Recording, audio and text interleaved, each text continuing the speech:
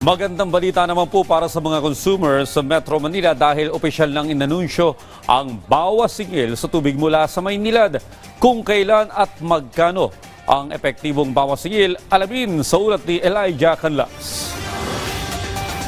The MWSSRO confirms a tariff rollback for Maynilad customers effective July 1, 2026.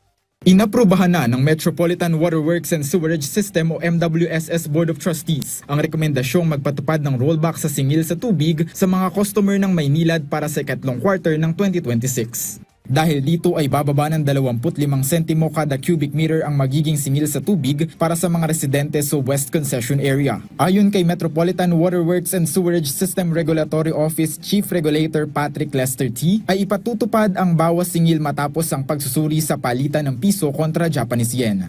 Pinotis po, nag-rollback po ang Maynilad. Ang dahilan po dyan ay ang appreciation ng peso laban sa Japanese yen. Nearly half of the loans of the foreign currency denominated loans of Maynilad are based on Japanese yen, and nag-appreciate po ang peso versus the yen, kaya po nagkaroon po ng rollback ng price. At sa Manila Water naman po ay purely dollar denominated sila, but the impact is less than 1 centavos. Kaya po there's no adjustment at this time because it is impractical to implement it.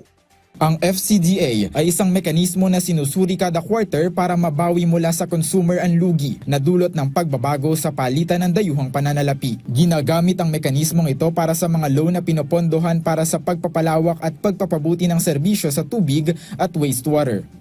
Dahil dito ay maiiwasan ng kagawaran ang under-recovery o over-recovery sa singil na dulot ng forex movements. Ipinaliwanag ng kagawaran na nakabatay ang kanilang desisyon sa mga gabay na inaprobahan noong August 2024 matapos ang isinagawang public consultation.